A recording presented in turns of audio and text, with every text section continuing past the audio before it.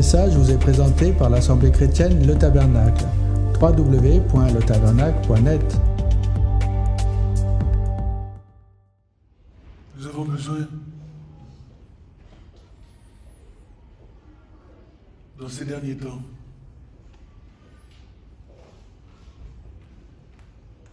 que le Seigneur fasse tomber les écailles de nos yeux.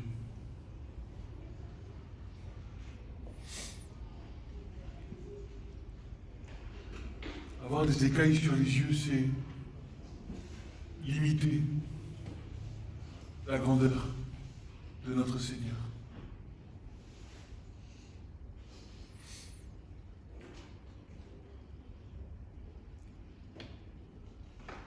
Je suis en train de m'apercevoir petit à petit que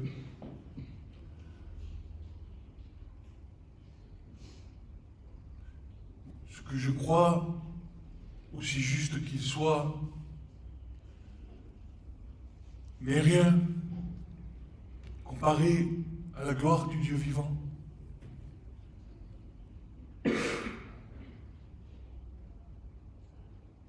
Dieu est plus grand que nous, plus grand que nos pensées.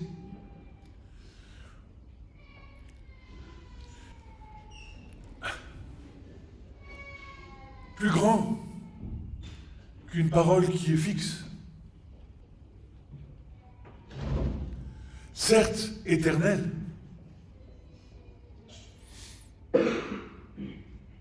Mais si nous voulons avancer un pas de plus,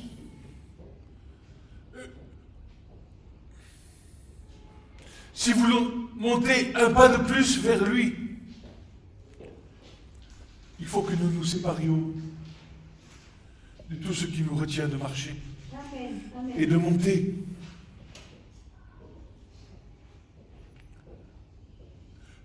Paul dira que la loi est bonne, elle est juste, elle est sainte. Mais je vais vous montrer une voie encore plus excellente, c'est la voie de l'amour. Un amour pour notre Seigneur et un amour pour notre prochain. Amen.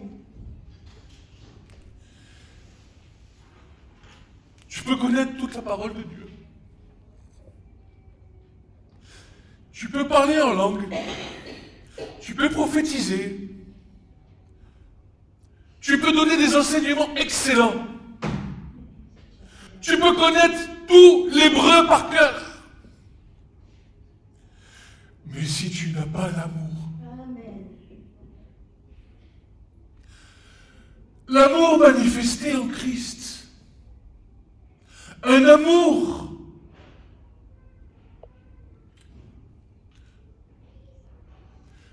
d'un Dieu se dépouillant de toute sa gloire.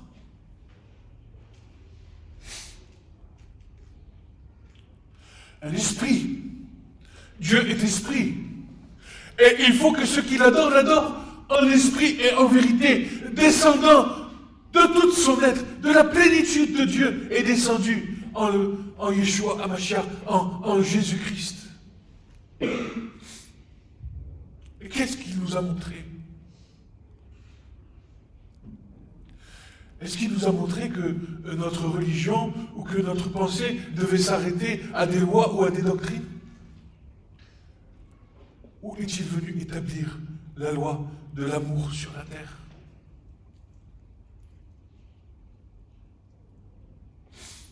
Amen. Amen.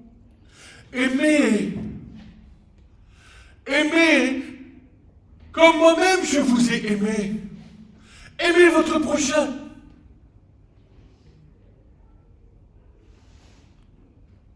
Et cela coûte. Apprendre à aimer,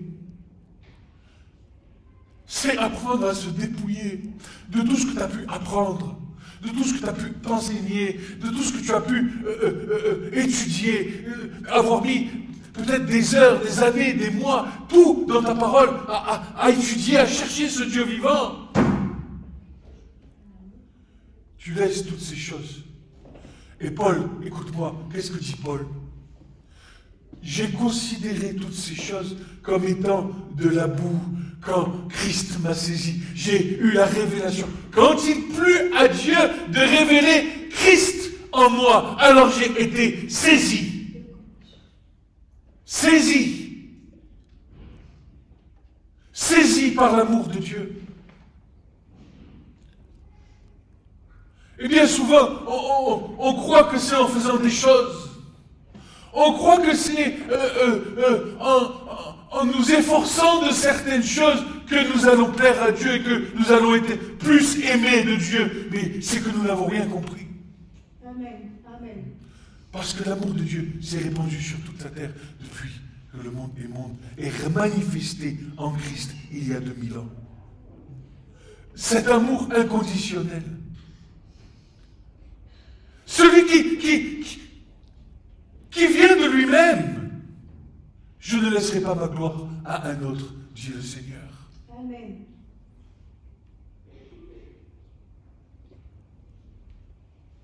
Tu as besoin d'apprendre à te laisser aimer, mon frère, ma soeur.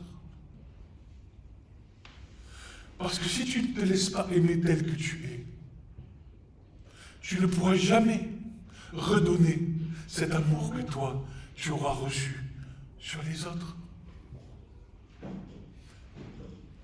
Ce n'est pas vous qui m'avez choisi. C'est moi. C'est moi qui vous ai choisi. Et si vous êtes ici, si vous êtes né dans cette génération, si vous êtes présent dans ce lieu ce matin, si vos parents vous ont amené dans ce lieu ce matin, c'est que vous avez été choisi de moi. Par Dieu. Amen. Mon Père vous avait élu avant la fondation du monde, afin que vous puissiez comprendre d'où vous venez, qui vous êtes, et ce à quoi vous êtes appelés.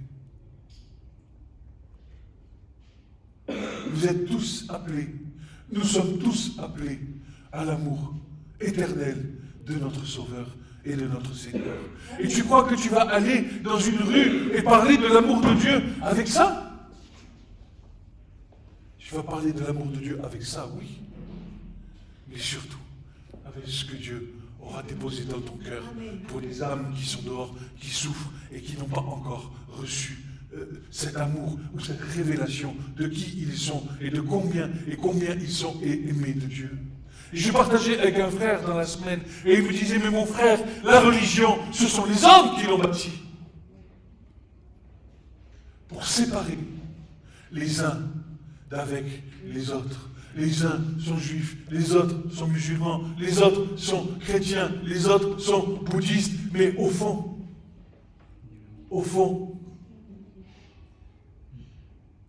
ils sont tous, au départ, enfants de Dieu.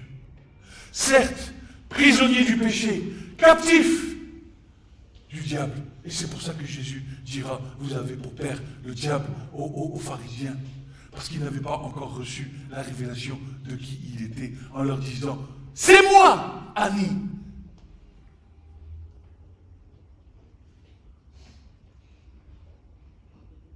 Mais tu as besoin de recevoir l'amour de Dieu dans ton cœur. Amen. Amen. Tu as besoin d'être saisi de compassion, saisi de componction. Connaître combien Dieu t'aime. Et si tu ne le sais pas encore, approche-toi de lui et demande-lui, Seigneur, m'aimes-tu? Et le Seigneur te répondra, oui, je t'aime. Et je t'ai aimé de toute éternité.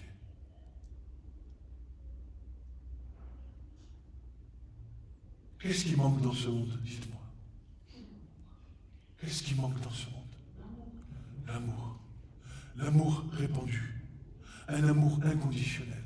Un amour qui ne regarde pas l'autre à ce qu'il est dans son extérieur et dans son extériorité. Car nous sommes tous pécheurs, dit l'Écriture. Tous pécheurs. Il n'y en a pas un qui n'ait pas péché. Ils sont tous privés de la gloire de Dieu, dit l'Écriture. Mais tu as besoin de regarder à la chose merveilleuse, à l'âme merveilleuse, à la chose glorieuse que Dieu a créée. Vous savez, ces choses que nous ne voyons pas et que nous ne voyons qu'au travers les yeux de Dieu. cette chose merveilleuse que vous êtes vous, dans votre intériorité, dans l'intériorité du prochain. Cette intériorité qui est aimée de Dieu. Et c'est pour ça que Jésus est venu. Afin que ces intériorités, ces personnes intérieures, ces âmes ne se perdent pas dans le monde. Et si toi, avec tes yeux charnels, tu commences à poser des jugements charnels sur ces personnes, comment pourras-tu manifester la gloire et cet amour de Dieu? Il faut que tu apprennes à aimer ton prochain comme Jésus t'a aimé et comme toi tu dois l'aimer en esprit et en vérité. Alors seulement ces choses permettront que le royaume de Dieu puisse avancer sur la terre. Tu dois aller voir ton prochain, la personne que tu vois en face, et tu te tournes vers lui et tu lui dis, je t'aime. Je t'aime de l'amour de Dieu qui t'a aimé depuis toute éternité. Tu sais qu'est-ce que ça a coûté à Christ d'enfanter des âmes? Parce que avant que Jésus vienne, il connaissait déjà l'œuvre rédemptrice qu'il allait devoir accomplir pour que toutes ces âmes puissent retourner auprès du Père. Alors que le Père était en train d'enfanter des âmes, Christ savait l'œuvre rédemptrice, mais il était saisi dans ses entrailles.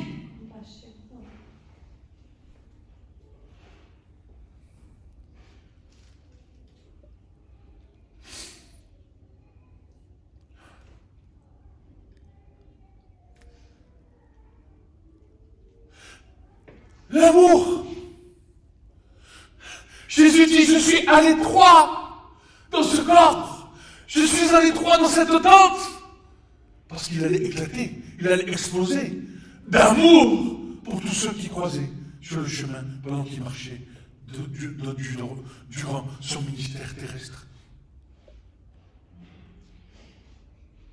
Et cet amour a été brisé à la croix afin qu'il puisse être répandu par le Saint-Esprit. Le vase d'honneur, Yeshua HaMashiach, le vase d'honneur, le oin, écoutez Église, le oin, le temple, rempli de l'onction de Dieu, brisé sur la croix, afin que l'onction puisse se répandre sur l'humanité entière. Alléluia.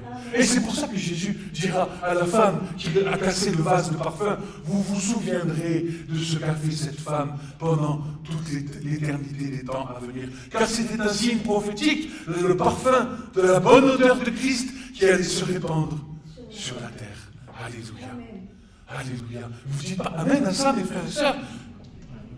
Vous ne dites pas Amen à ça, mais ce vase d'honneur que Dieu avait rempli, Yeshua HaMashiach, le oin, Dieu sauve.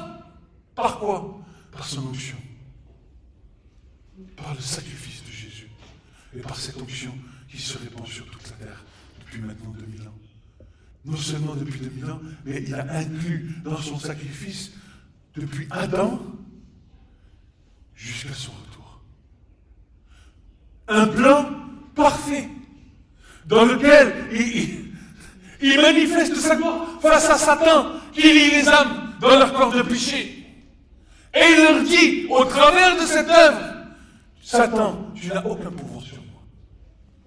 Aucun pouvoir sur moi. Parce que l'œuvre, elle a été accomplie. Et c'est pour ça que Paul dit que nous marchons dans le cortège triomphal de la croix, dans lequel il a dépouillé les principautés, les dominations, les autorités, tout ce qui peut se nommer en dessus, en dessous, sur la terre. Jésus a été élevé au-dessus et il a obtenu une position de gloire à la droite du Père, par laquelle, aujourd'hui encore, il intercède en faveur de chacun d'entre nous, en faveur de chacun des êtres humains que tu vois dehors. Ils sont au même stade que toi. Amen. Amen. Mais ils sont... La seule différence qui nous fait la différence entre eux et nous, c'est la révélation de Christ dans leur vie, en eux, que nous avons déjà reçu par avance, comme un don, un art de l'esprit, comme un don particulier, que d'autres avaient reçu avant nous, que d'autres avaient reçu avant eux. Et là, tu remontes, jusqu'à au temps des apôtres et au temps de Jésus. Et comme d'autres recevront après nous, si le Seigneur tarde encore, n'est-ce pas? Quel témoignage tu auras laissé sur la terre? Si le Seigneur t'enlève ta vie aujourd'hui, quel témoignage tu laisses sur la terre? Un témoignage d'amour envers ton prochain? Ou un témoignage de jugement, Tu sais qu'à chaque fois que tu juges, c'est comme si tu jetais une pierre sur la personne en face. À chaque fois que tu te moques, c'est comme si tu le lapides. Or, je vais te dire quelque chose, c'est que le salaire du péché, c'est la mort. Et le don gratuit de la vie de Jésus-Christ, c'est la vie éternelle. Amen. Alors, que tu te moques, quand tu souris, tu fais une chose désagréable qui est en capacité de blesser l'autre en face de toi, tu es en train de faire la même chose que ce que les autres font aussi à l'extérieur. Et tu n'es pas en train de témoigner l'amour du Seigneur dans sa vie. Et lui, il est homosexuel, et lui, il est transsexuel, et lui, il est ceci, en lui, il est cela. Mais ne regarde pas à ce qu'il est dans son corps de péché. Regarde déjà premièrement à toi, et puis regarde aussi à ce qu'il y a dans son âme, ce qui anime son âme, et réclame son âme auprès de Dieu. Car c'est ce que Jésus dit dans le verset que nous avons lu, tout ce que vous demanderez en mon nom au Père, alors il vous l'accordera. Amen. Toi qui as la révélation de Christ dans ta vie, ne te place pas au-dessus, mais sois un marchepied pour ton frère ou pour ta sœur, ou pour la personne en devenir. Celui qui sera le plus grand dans le royaume sera le serviteur de tous. Ce n'est pas celui qui se met au-dessus de tous. Jésus n'est pas venu pour être servi, et il est venu pour servir.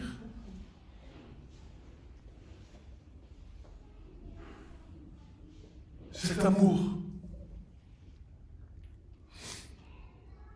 qui est grandissant dans ces temps. Je crois que le Seigneur est en train de montrer autre chose. Je crois que le Seigneur est en train de faire tomber des écailles de mes yeux. Je parle pour moi. Peut-être pour vous aussi, je l'espère. Que autre chose, bien sûr, l'Écriture, la parole de Dieu, est un fondement solide, un roc sur lequel nous bâtissons notre vie. Un garde-fou pour ne pas nous égarer et nous éparpiller dans notre marche. Mais il y a quelque chose de plus grand. Il y a quelque chose de plus grand. Et cette chose de plus grand, je crois que c'est la personne de Jésus même. Parce que regardez, ceci a un commencement et une fin. Et lorsque vous regardez les actes des apôtres, c'est le départ de l'Église. Ce livre a une fin. Mais l'Église, la vie de l'Église, la vie de l'Esprit, elle continue dans le temps, depuis 2000 ans. Et c'est à nous qui avons reçu cette connaissance. C'est à nous qui avons reçu la révélation de Christ dans nos vies, de continuer l'œuvre du Seigneur sur la terre. On ne peut pas s'arrêter et s'enfermer dans des bulles, dans des cases, dans des boîtes. La vie de l'esprit, l'homme de l'esprit, dira le Seigneur, il va là où le vent souffle, là où l'esprit souffle. Et qu'est-ce que tu veux témoigner? Ne fais pas ceci, ne fais pas cela. Mais les gens, ils s'en foutent. C'est pas ça qu'ils attendent. Ce que ton prochain attend, c'est de trouver quelque chose qu'il ne trouve pas dans ce monde.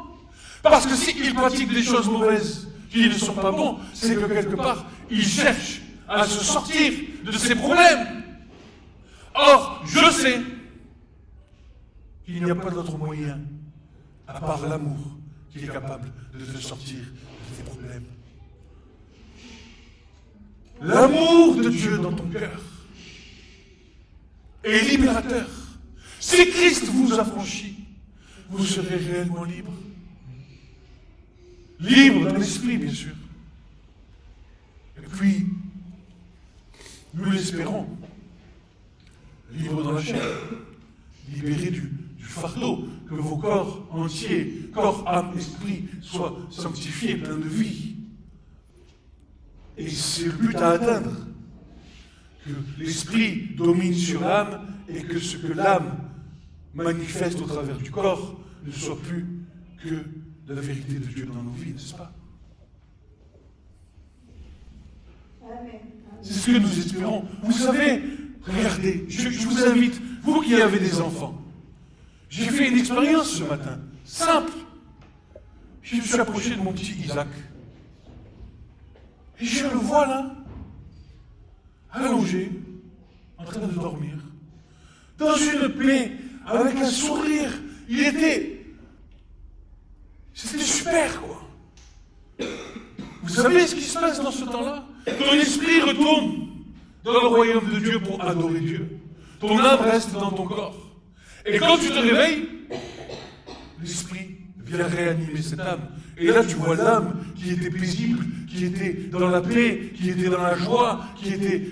là, tu la vois tout de suite revenir dans son corps. Et là, de suite, la vie terrestre commence, quoi. Ah, j'ai mal ici, j'ai mal là, Il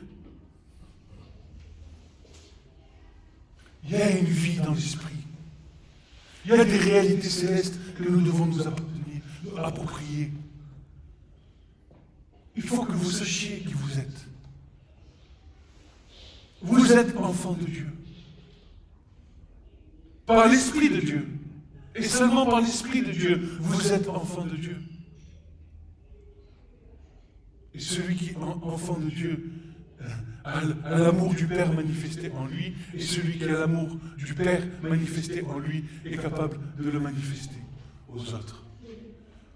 Et tu laisses de côté ta vie charnelle, à part, c'est pas ce qui compte. Ta vie charnelle, toute ta vie tu vas être charnel. Toute ta vie tu vas être enfermé, prisonnier dans ce corps de chair, jusqu'à ce que de poussière que tu as été créé, tu retournes à la poussière. Mais ce qui est le plus important, c'est ce qui est à l'intérieur. Et c'est ce qui est à l'intérieur qui doit être mis à part, sanctifié pour le Seigneur.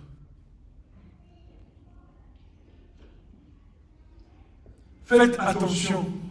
Essayez de vous surprendre vous-même à voir ce qui vit en vous. Regardez-vous devant le miroir. Regardez le fond de vos yeux. Essayez de voir ce qui vit à l'intérieur de vous. Vous verrez que c'est ça que le Seigneur aime. C'est ça que le Seigneur chérit. Parce que ça lui a coûté un prix. L'offrande de sa vie sur la croix.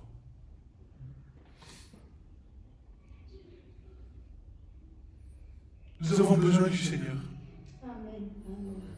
Nous avons besoin qu'il souffle sur nos vies encore plus. Nous avons besoin qu'il nous remplisse encore plus, qu'il vienne souffler sur la braise, sur la braise. Vous savez, il y a des anges, ce sont des séraphins, des saraphes, ceux qui sont chauds, ceux qui sont bouillants. Il faut que le Seigneur vienne souffler sur cette braise pour que la vie de Christ en nous puisse prendre vie.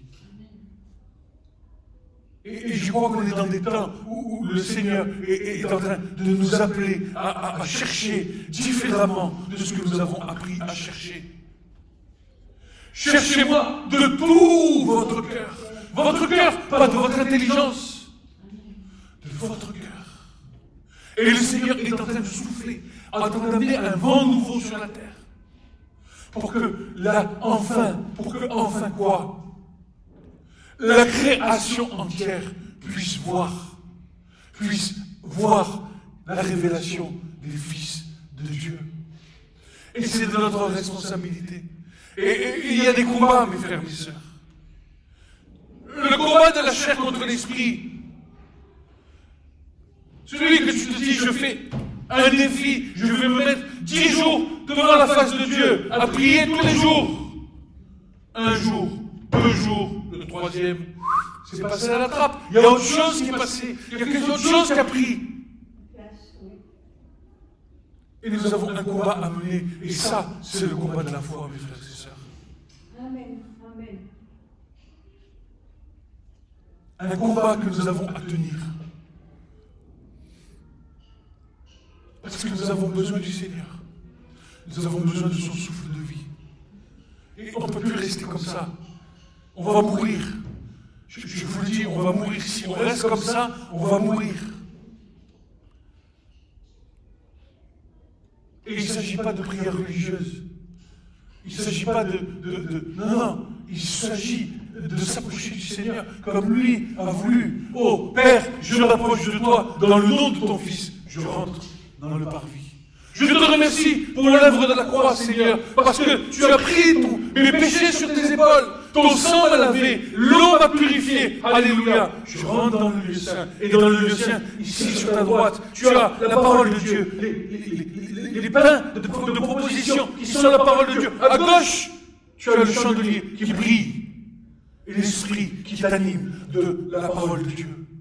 Et avec ça, tu continues d'avancer. Et là, tu t'approches. Et tu es devant l'autel des parfums. C'est l'autel des parfums, lequel tu as pris une braise ardente de l'autel des holocaustes, dans lequel tu as allumé l'encens, qui est le symbolique des prières des saints qui montent vers le trône. Amen. Amen.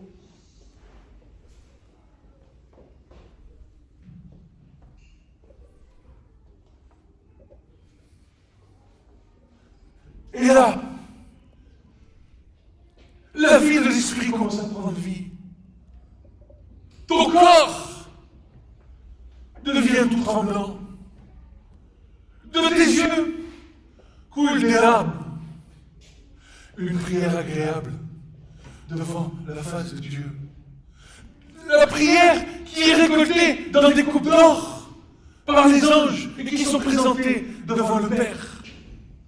Voici ton fils, ta fille en bas, qui sont rentrés dans le lieu saint et qui t'offrent une prière agréable, une prière de bonne odeur, une prière juste, car elle provient de toi, ô Yeshua, de l'œuvre que tu as accomplie à la croix. Une œuvre rédemptrice pour toute l'humanité.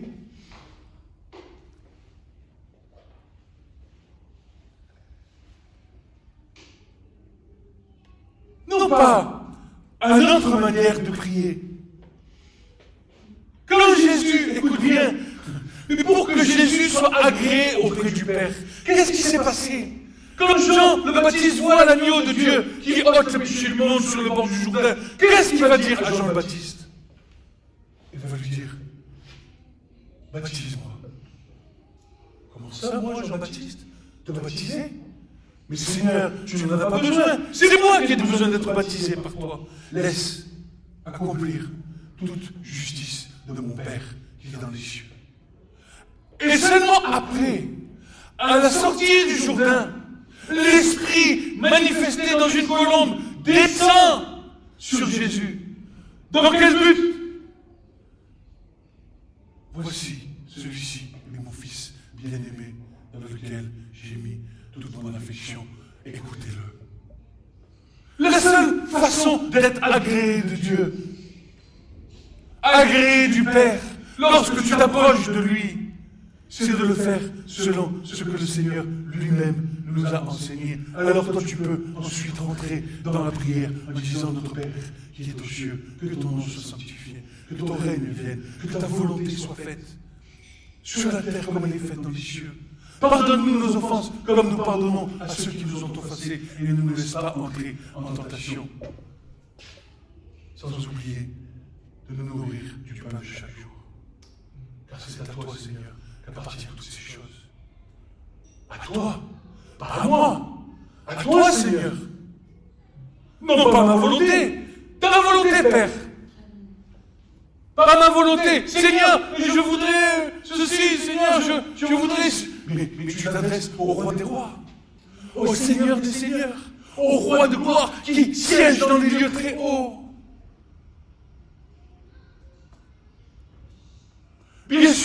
qu'il y a un temps pour chaque chose. Le temps que tu ne sais pas ces choses, c'est le Seigneur qui le fait pour toi.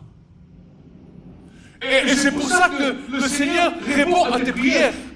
C'est pour ça que tu as des réponses à tes prières. Mais vient le temps où tu as besoin de grandir. Tu as besoin de monter d'un échelon. Tu as besoin de passer une marche supplémentaire. Tu as besoin de t'approcher de l'Éternel d'une manière différente. Non plus de ta manière, mais de la manière selon comment le Seigneur lui-même se présente devant son Père. C'est le Seigneur qui vit en toi. Ce n'est plus moi qui vis, dit Paul. C'est Christ qui vit en moi. Tout le temps de ton ignorance, tout le temps de ta marche où le Seigneur te porte, le Seigneur te porte, puis vient le temps où le Seigneur continue de te porter, mais il te porte moins. Et le Seigneur commence à prendre le dessus dans ta vie. Et tu commences même plus maintenant à marcher selon toi, ta propre vie, mais selon sa vie à lui. Celui qui garde mes commandements, c'est celui-là qui m'aime. Et pour que tu puisses garder les commandements de Dieu, il faut que ce soit Christ qui les garde pour toi dans ta vie. Et c'est une marche, et c'est une marche, et c'est une marche.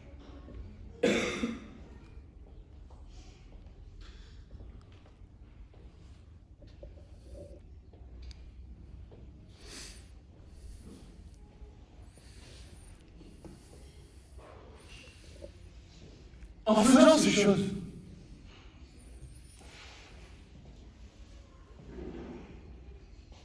de cette manière,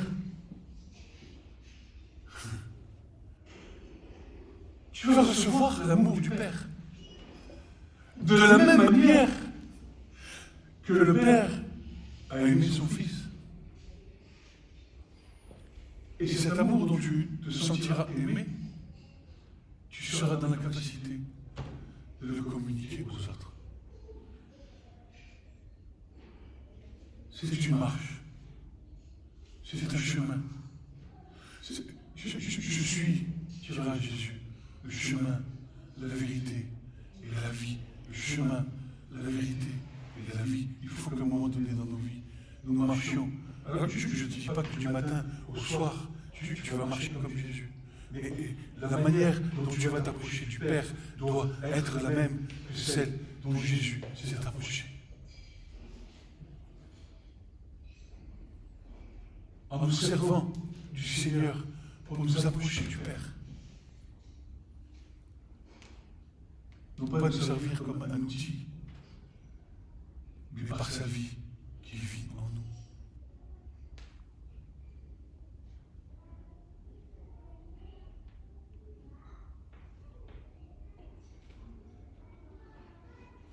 Lorsque tu veux prier, alors, va dans ta chambre. Et là, à genoux, et là, à genoux, devant votre Père qui est dans les cieux, vous pouvez prier. Je dis ça, je ne vise personne.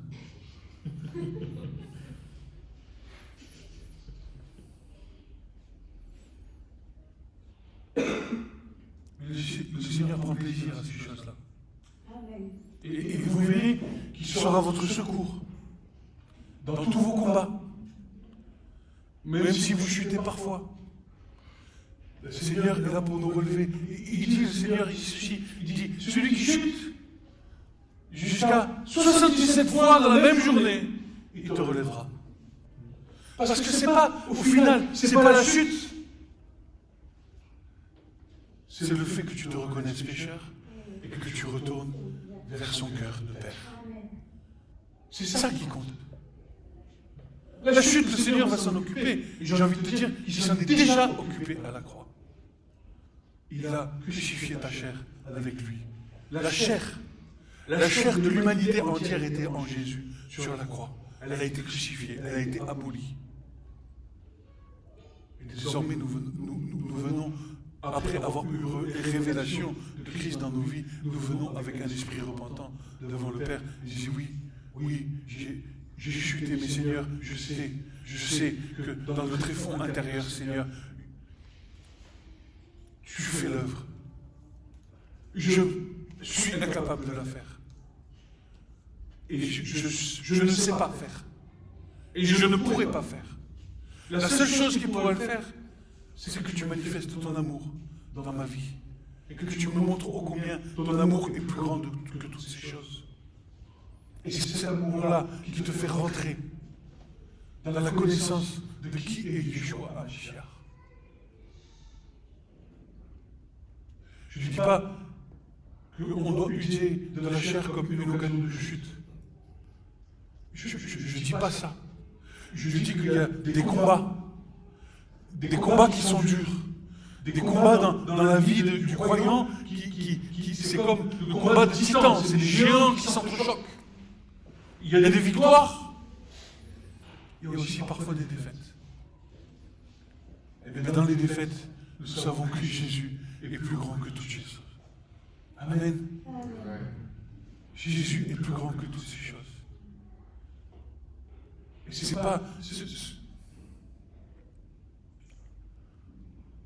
pas ça qui définit ta vie de croyant. Ce qui définit ta vie de croyant, c'est la qualité de ta relation avec Christ. Amen. Le cœur à cœur. Si tu t'approches de Christ dans ta vie, et que ton cœur est saisi de compunction, à chaque fois que tu t'approches de lui, que ton cœur est triste, que la seule chose que tu désires, mais que tu ne peux pas atteindre, c'est comme Paul disait, vous savez, il disait, je cours après Christ, je n'arrive pas à le saisir. Si tu es dans cet état-là, c'est que tu es sur la bonne voie. Si tu n'y es pas encore, tu es quand même sur la bonne voie. Mais tu n'es pas au même endroit, sur la même voie. Je veux vous encourager à ça. Vous savez, on se regarde. Je ne suis pas beau. Le matin, je me lave, j'ai besoin de me laver, je sens mauvais. Mais Seigneur, regarde pas ça. Regarde la manière dont tu vas réagir dans une situation. Une situation dans laquelle tu te serais énervé, et là, tu te retiens. Ah ben, le Seigneur, il dit, tiens, il y a un changement là. C'est pas lui le changement. C'est que je vois que c'est moi qui œuvre en lui. Et le Seigneur, ça. Et même les anges, la création céleste entière se réjouit. Ils sont là, les anges. Quand tu fais tes petites bêtises, les anges sont à côté de toi. Combien de fois j'ai dit, Seigneur, les anges que tu as envoyés pour moi, combien de fois depuis que je suis né, ils ont dû se cacher la face comme ça, dire, mais c'est pas possible. Mais quel âne! Mais à chaque fois que le contraire se passe, à chaque fois que ces mêmes anges te voient arriver dans ta chambre, t'asseoir sur le bord de ton lit et t'approcher de Dieu dans le nom de Jésus, alors il y a des cris de joie dans le ciel.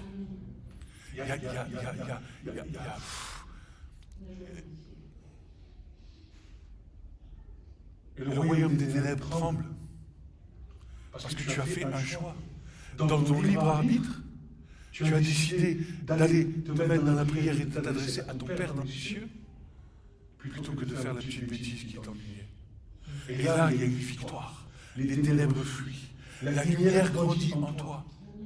Vous savez, j'ai fait un exemple à mes enfants l'autre jour. J'ai dit, regardez, on a éteint toutes les lumières de la maison. C'est ténèbres. C'est noir. Et j'ai dit, regardez, maintenant on appuie sur l'interrupteur. Tu allumes la lumière, il n'y a plus d'ombre, il n'y a plus de noir, Il n'y a plus de ténèbres. Là où il y a la lumière, les ténèbres s'enfuient. Amen à ça. Amen. Soyez bénis. Ce message vous a été présenté par l'Assemblée chrétienne Le Tabernacle. www.letabernacle.net